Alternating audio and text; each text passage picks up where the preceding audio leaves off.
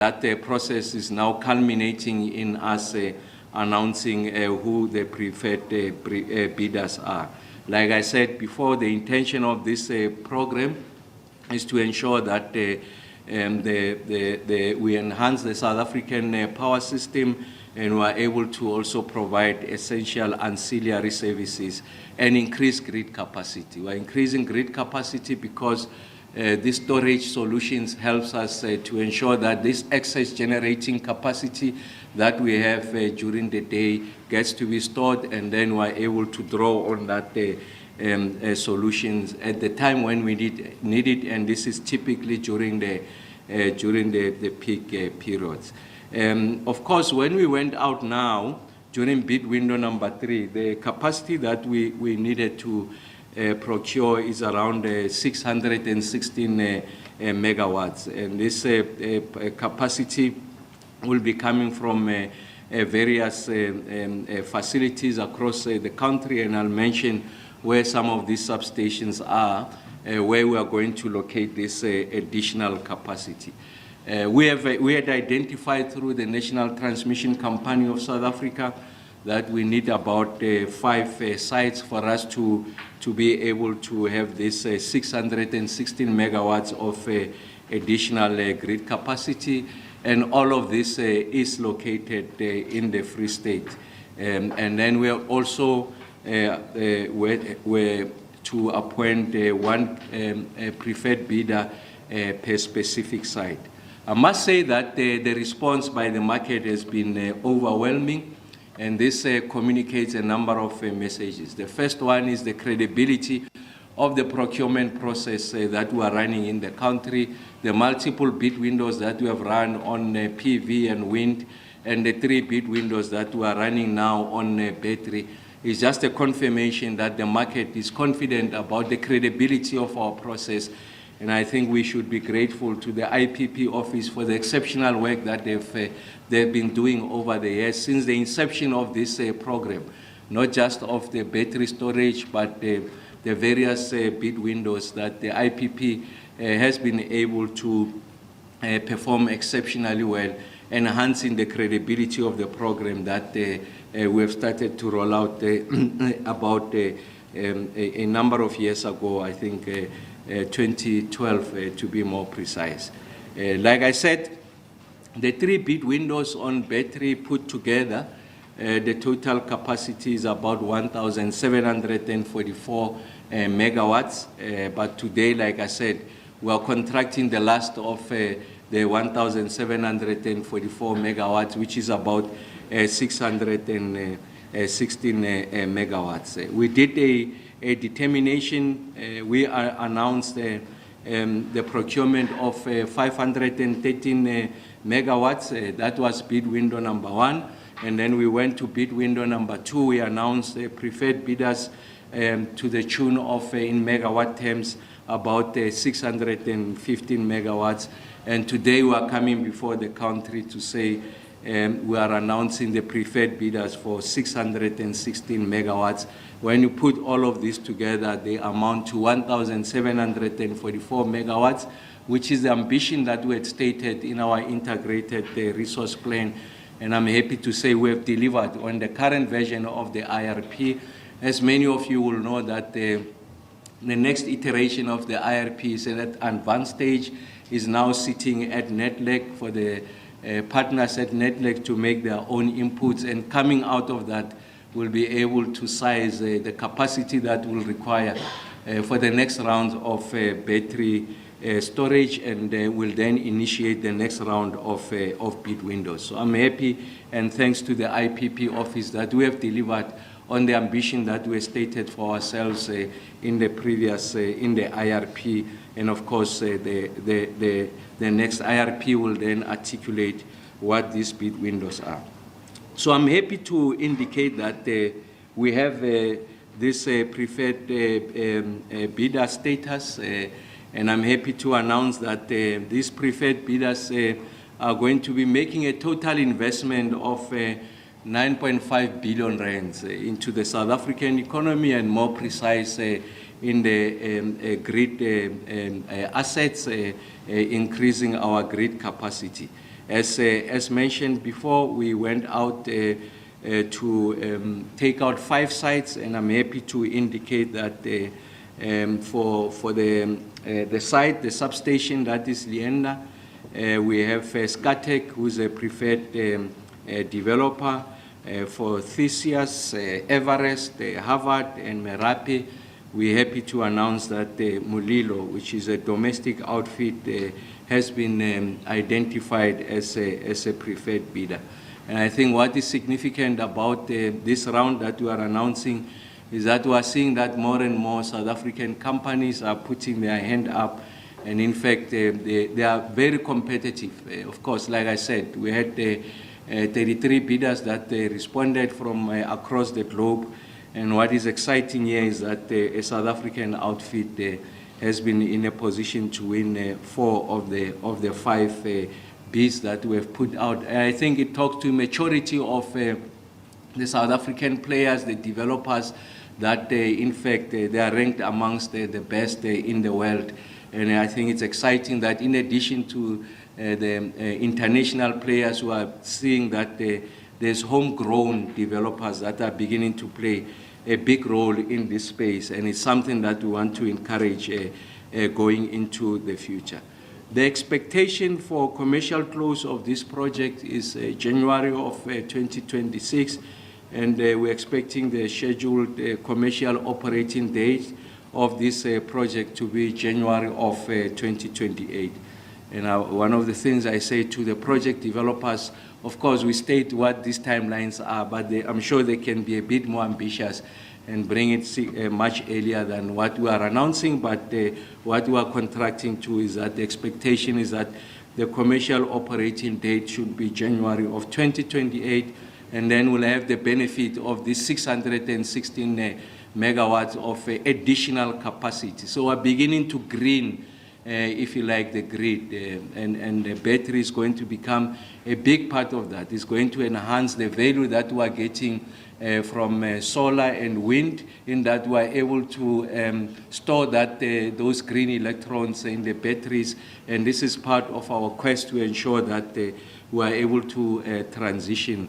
Like I said, and I always maintain the point that coal will continue to be the backbone of our generation capacity as we build additional capacity that will come from cleaner sources of energy. I think it's important that we have an appreciation that we're talking of a mix of generating sources as opposed to pitting one against the other.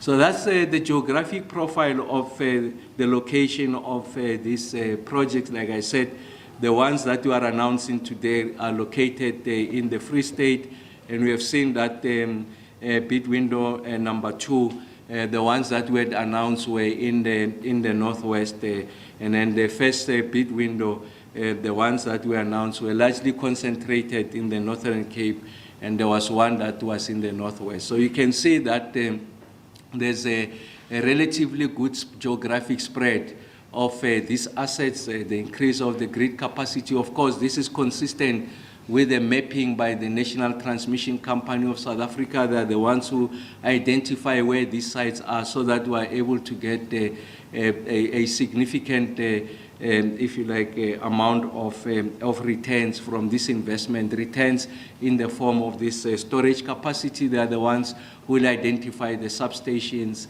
articulate the necessary ancillary assets that are required to support this rollout of battery storage. I mean, I must make the point that we are the most advanced on the continent, South Africa, in relation to battery storage solutions, the technology that we are advancing, and we want to remain to be at the cutting edge, lead the region, lead the continent, and compete with the rest of the world in relation to how we are able to migrate to cleaner forms of generation capacity, of course, generating rather solutions taking account of our own domestic circumstances. What are some of the provisions of this preferred bidder? Is that the power purchase agreement is for a period of 15 years, and this is consistent with what is international best practice. Of course, there are multiple matrices that we use for us to evaluate, if you like, the competitiveness of the bids that are before us. Like I said, it's an open and transparent process.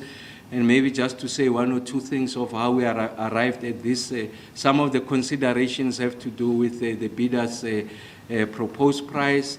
And then there's something that we call the rapid voltage change factor. This has to do with the relative position of the storage capacity to the substation. So one of the things that we're going to address going into the future to ensure that we compare apples with apples, we're sitting with the IPP office to ensure that we are the ones who procure the land close to where these substations are located, so that when we compare the bidders is one-to-one. So we don't want a bidder to be penalized because the location of the storage is a significant distance away from where this substation is, because they get to be penalized as a result of that. And the ones that are much closer, they have an advantage because they are closer, and of course there's lesser technical losses, and therefore they score higher in our bid evaluation. So what we want to do to ensure that we are able to level the floor, the playing field, is to ensure that before we go out, we are the ones who procure the sites next to this substation, so that we get to evaluate the bidders just on what is their proposed price.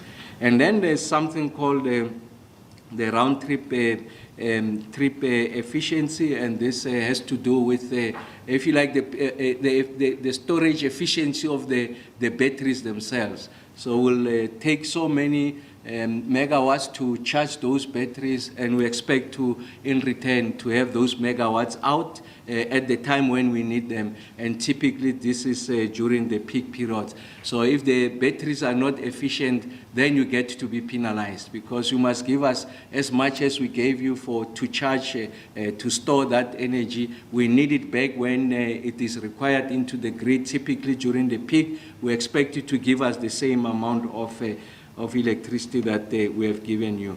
And of course, the storage capacity that we are looking at, it's batteries that have got a 4-hour discharge cycle. So if you come to think of it, we need it in the morning, we need it in the evening, 365 days a year. So we need this twice a day. So we have 365 days in a year. So multiply by 2, and that's how you get to this this number that is about 730 charge or discharge cycles. So the 730 of these 4 hours that we need, and this coincides with the morning peak and the evening peak. And why the peaks? Like I said earlier on, at the peak period when the system is not performing and the demand is higher, we're relying on diesel. Diesel is very expensive. Now we're bringing cheaper solutions, because we would have charged it using cheaper energy. And that means that over time, once we've got a bigger share of this battery storage, solar PV, we're able to bring down the price of electricity. Electricity becomes more and more affordable, because when we burn diesel, it's very expensive. So look at this. When I say it's consequential, we are not just talking about the grid capacity expansion, but we are also talking to the issues about the rate of increase of the tariff. Once we draw from cheaper forms of energy, or once it gets converted into electricity, then we can be able to pass the price to benefit to the consumer. Our industries becomes more competitive. We are able to lend our goods cheaper on the domestic and international markets. We are able to expand the flow of manufacturing. We get people into employment. Households are not subjected to runaway price increases. So this is what we are doing. Like I always say, as we resolve the issues of generation, we must resolve the issues of price. And this is going to help us to address that situation. And I really must say that as a result of the maturity of this process, we are beginning to see that the price point is coming down. I mean, if you were to compare this with the previous bid windows, we are seeing decreases of about 40%, an 8% decrease in the average evaluation. Not going to be overburdened with runaway tariff increases. Industry will be able to buy electricity that is cheaper, and they are able to lend their goods more competitively, well priced, and they are able to have a greater share of the market domestically and internationally. And this is how we are going to grow the South African economy. So what we're doing today, in addition to grid capacity, the affordability of electricity, it also talks to the economic narrative. The growth of the South African economy, for businesses to be competitive, especially those who rely on electricity for their production, where electricity is a big part of their input costs. Once we have a significant share of this battery, solar, PV, of course, as part of the entirety of the solutions, we are able to bring down the cost, and then businesses are able to thrive. The South African economy gets a lift. One of the things that is a requirement is a need for us to ensure that these interventions result in a transformation of the South African economy. So there must be a substantial, if you like, a change in the South African economy. The issues around ownership and participation, and I am happy to indicate that bidders will contract at a minimum of 40% of black shareholding. I think it's important that we are able to bring more and more players domestically. Mulilo has done that. More and more players from the previously disadvantaged community, working black, and of course we must go to an area of women and youth to participate. And this is how we are able to ensure that we leave no one behind. We take it a bit further, because the shareholding, really you get your returns over time. You have to pay the debts that we have. A lot of this money, the capital that will be injected here, is a combination of equity and debt. They have to repay the debt. The returns, they'll see them much, much later. But what is to be in much earlier is during the period of construction. So these companies have also agreed that they're up to 30% shareholding by construction contractors. So the money that is made immediately when you build these programs, 30%, a minimum of that, will ensure that will go to players that are black, and 42% of operations for contractors. And then the solution on battery, really, unfortunately, because of the nature of the technology, it doesn't give you massive employment opportunities, and that's why we're talking 852 job opportunities. That's not significant. So really the impact is not on the job numbers, and I'm not understating 852 jobs. These are people who never had jobs yesterday. When we start construction, they'll have jobs. But the major intervention is on the grid capacity expansion, the cost of electricity over time, and the fact that energy generation in our country. The commitment to local content, 3.7 billion rands, just adds to about 240 billion rands or so that is already in the South African economy as a result of previous bid windows, solar, PV, wind, and the two bid windows on battery. So we can see that South Africa is becoming to be a magnet for investment, domestic liquidity is finding expression in the South African market, and this is how we are going to turbocharge the South African economy. Of course, what we are announcing now, it's on a small scale, but it's an accumulation of all of these investments that is going to make it possible for us to ensure that we lift the South African economy, and the Minister of Finance doesn't have the difficulties of where am I going to get this additional revenue to finance the expenditure, because the South African economy will be on a good path. Like I've make the point, 1.3 billion of this 3.7 billion will be on black enterprise procurement, 1.1 billion on broad-based black economic procurement, and then also identifying qualified small enterprises that will participate in this space. And of course, I mean, we haven't had the kind of benefit or returns that we would have wanted to have from the previous bid windows. This is an area that requires improvement, and it really sits with us, the policymakers, and also the IPP office as an enabler of this program. We need to revise this to ensure that there's significant investments in the South African economy. And then there are other issues that have to do with supplier development, skills development, sponsoring kids to go to school, university, so that we're able to build a broad pool of skills that is going to support the South African economy. So you can see that these social returns are vast. Of course, this is just a 3.7 billion investment, but the point we're making, just on the local content alone, but the investments are, by any measure, significant. We can't be dismissive and understating the 3.7 billion of local content. And then we are working on an area. So what are some of the lessons going forward? We need to ensure, like I said, increase the share of inverter-based renewable energy in South Africa. So what we want to do in the next bid windows, we want to introduce a technology that allows us to ensure that embedded in when we go out for call for the round of bid windows, we need to have what we call bid forming technologies. So what are grid forming technologies? This is to help us to ensure that we build the necessary inertia. By inertia, I mean the ability of the grid to respond in time to sudden changes in frequency.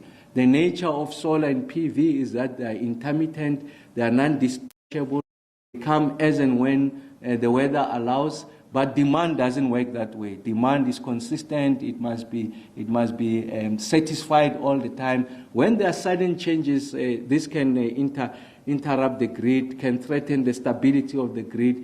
Now we're going to embed in the next round what we call grid forming to allow us to ensure that the grid is foolproof of any sudden changes, and we obviate a situation where we're likely going to have grid collapse as a result of the lack of inertia. You can see now we're moving rapidly. We'll get to a point where more than 30% of the aggregate of generation capacity will be coming from renewables. As I stand before you, it's about 24% of what we generate is coming from renewables.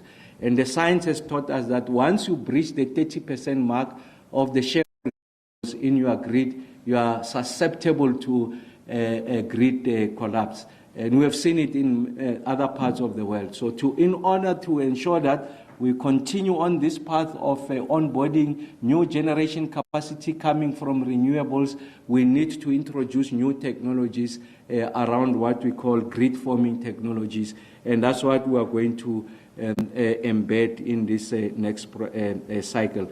And this is also going to help us. It's going to support black start operations. Black start simply means that if the country were to go dark, you need somewhere to restart the electricity in generation. So these grid forming technologies are going to help us significantly to ensure that they support any unlikely event of a black start. So this is the point that we are making going into the future. And then there are lessons that we have learned, and we continue to learn these lessons when we move from one bid window to the other. The first one that it could be a question that you'll ask is the risk of concentration. Of course, Mulelo, a big winner, the bid window number 2, again now bid window number 3, a local outfit. Don't doubt their credentials, but this is life. If something were to happen and there's changes in arriving at financial close, it might put the program under significant risk. Of course, when the team engaged with Mulelo, we think that we should be in a position to obviate that. But when you generate scenario, also generate the worst case scenario. So one of the things that we need to have a conversation on is around making sure that there's no over-concentration, but still making it possible for companies to bid. I mean, you can't penalize someone for being competitive. So it's around balance. And then the black participation. What we have seen outside the bid with this bid window is that there will be one or two outfits that will be present as black shareholders in some of the successful preferred bidders. So we want to have a conversation ourselves to ensure that those who have benefited as black shareholders in the previous bid windows, they get to stand on their own, they get to bid and be in the higher league of those who are bidding as developers, so that we create room for new entrants. We want to ensure that we broaden the floor. There's more and more black entrants that must come into the space. So you don't want a black player to be omnipresent. Is with this a developer, with that developer and the third developer, so they win irrespective of which developer wins, because they are present, they are a partner in all of this. So we are going to ensure that we eliminate that situation and make sure that we democratize or broaden the flow of those who are going to participate. And then the last point I want to make is reiterate the point I made earlier on the bid windows with regards to battery.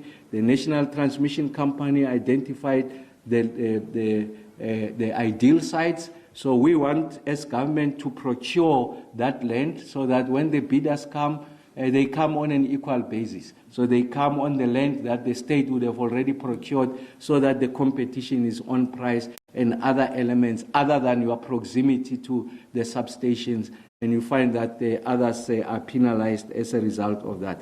But having said the above, I really want to say that we want to congratulate SkyTech, we want to congratulate Mulelo. It's an exceptionally good story about the South African, the maturity of the South African energy complex, in that now we have homegrown players who are on their own right are beginning to participate, and you can see that bid window number 2 and now bid window number 3, a major player in that. So congratulations to Mulelo, and we hope that you will continue to participate in the next round. SkyTech and the rest of those who had submitted the bids, like I said, almost oversubscribed. 33 bidders made this, went and responded to this call, and this is testimony to the work that the IPP office is doing. And like I said to the country, this is part of our quest to ensure that we achieve energy security, one. Secondly, is to ensure that we bring down the cost of electricity, because these solutions are shown to be the most competitive of the energy solutions that you can have. A combination of solar, PV and wind, and now storage capacity. It means that we are flattening, if you like, the cost curve of electricity. Will make households' lives more better, more disposable income, and more significantly for industry. Once we bring the price down, it means that their finished products, especially for those who the electricity is a big input cost, becomes more competitive domestically. Nationally, you are able to expand capacity utilization. You are even able to employees, so that we get the South African economy. Electricity is a big economy, and as we have mentioned before, if the lights are off, there is no economy. It means that the National Revenue Fund is shrinking. Minister Godongwan doesn't have the right, the amount of revenue that is required to meet the expenditure. We can't support the poor. So I think it's important that we understand this intervention as part of a mix. We are supporting the South African growth. And South Africa's growth will be achieved when we have energy security. We resolve the challenges on the logistics side. Once more, thank you very much, Mr.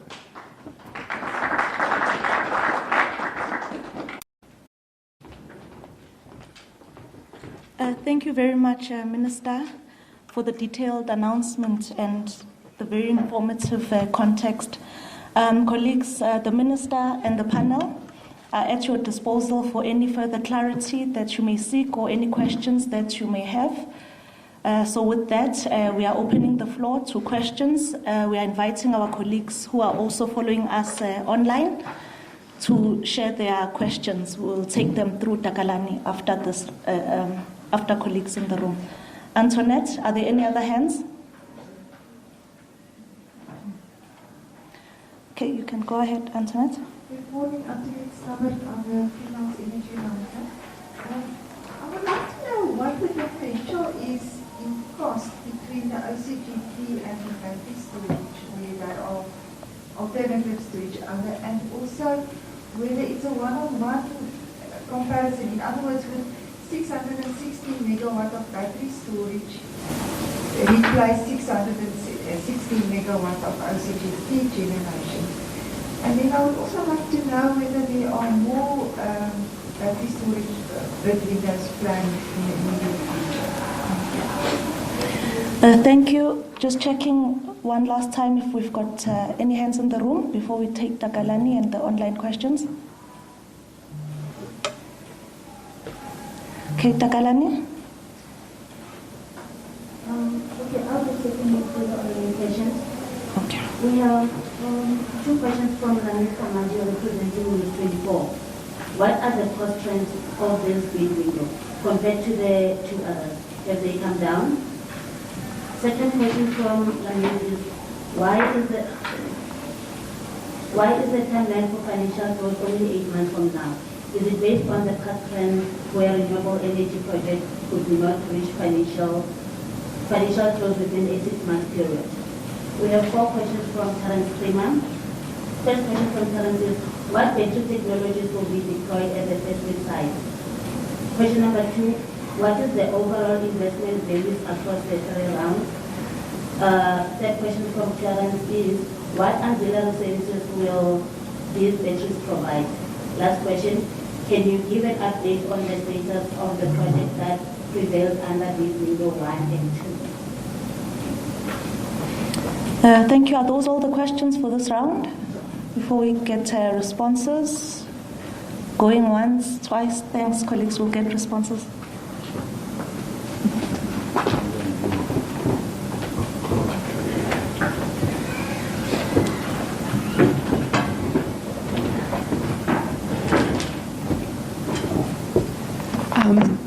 Good morning, everyone.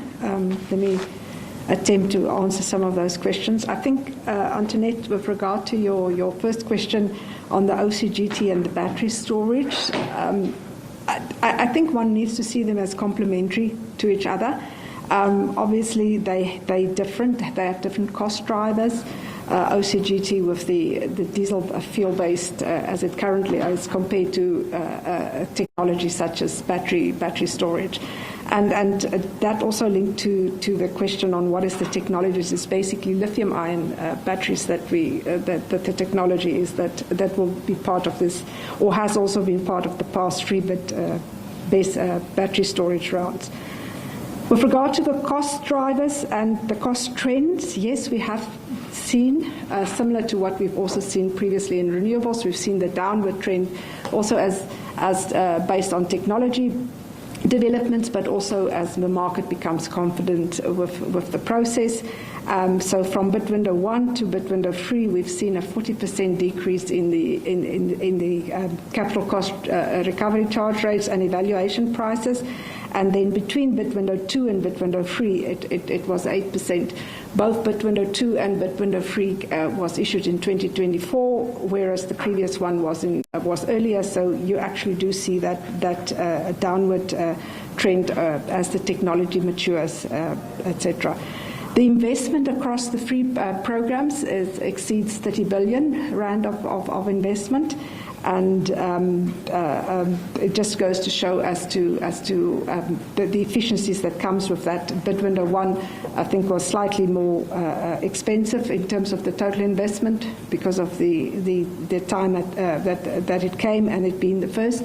Whereas now, as we've noted, 9.5 billion for the 616 megawatts.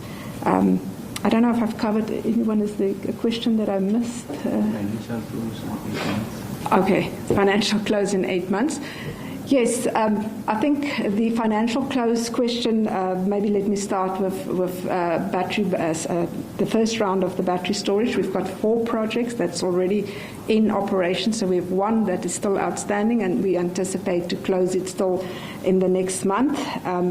That will deal with Bid Window 1. For Bid Window 2, we are also progressing with the activities for and financial close, and anticipating that that would all be concluded also by the latest early next year.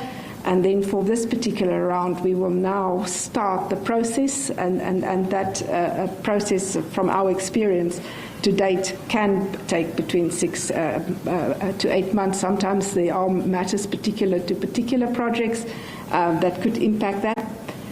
But I think also to echo what Minister said earlier, we will always strive to make that shorter, to move and to condense that process, to ensure that these projects can go into construction as soon as possible. Yes, I think the ancillary services associated with this program, maybe I need some assistance on that, and we will have to come back to you, but we'll be able to provide you with those details. Sorry? Further bid windows?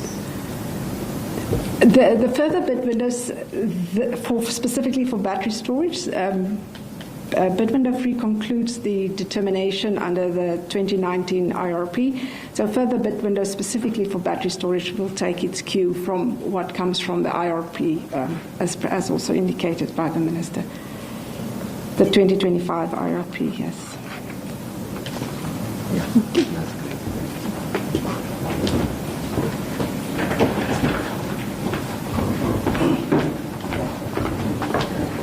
Thank you very much, Elsa. So Elsa has covered most of those questions, and as indicated, we'll come back to you on the auxiliary services response. Just want to check if there are any other follow-up questions, both online and in the room. Okay, I don't have any other questions. I'd like to hand over to the Minister just for the closing. And thank you, colleagues, for your attendance. Without further questions, it marks the end of our briefing after the Minister's closing remarks. Thanks.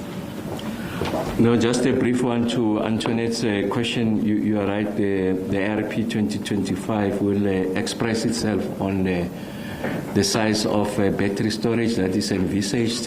Now we have exhausted what was in the ARP 1,744 to be more precise. We are seeing, as indicated, that the price points are coming down, so the case for battery storage, solar, PV and wind is even much, much stronger going into the future. That process is at the NEDLEC. The indication is that we're likely going to have the NEDLEC process completed, I think, by June. And once that is completed, then we go to Cabinet. All right, so those are live visuals that we're beaming to you from Pretoria. The Electricity Minister, Kgosientsho Ramokgopa, has detailed the winning bidders for, it's quite a mouthful, so bear with me, the Battery Energy Storage Independent Power Producer Program. That's the abbreviation you're seeing on your screen there. Let me try to put this in layman's term about what this is about. Government, of course, as you know, is engaged in a number of efforts to try and stabilize the electricity grid. Part of that involves roping in renewable energy. That's power, for example, generated from wind and solar. The difficulty, though, about this is that there are days, of course, where there isn't much sun and much wind blowing. And because of that, you need to have an opportunity or a way to store that energy when, in fact, there is sun and wind, to use these two examples. And so, if you like, there's been this window that's been open for companies to come forward to bid for this large-scale battery storage systems that will be able to hold on to this energy when in fact there is that renewable power that's generated. And this is just the third tranche, if you like, of those bidders that have just been announced. And I'll try to get the exact figures for you about just how much energy we're talking about insofar as these windows are concerned. There it is, about 616 megawatts for the third window. 2 other windows were also opened, and for those there were 513 megawatts of storage capacity and 615 megawatts. And so that's essentially what we've been listening to for the past 20 odd minutes, with the Minister also spending a lot of time emphasizing how the winning bidders in this instance are South African entities, which doesn't seem to be a norm in the space. He reckons this is a sign of what's to come insofar as that is concerned, and has emphasized, of course, what I've just explained to you about the importance of having this energy storage systems in order to, of course, ensure that on days where perhaps the renewable energy isn't hitting the marks that we hope it to, will still be able to meet demand.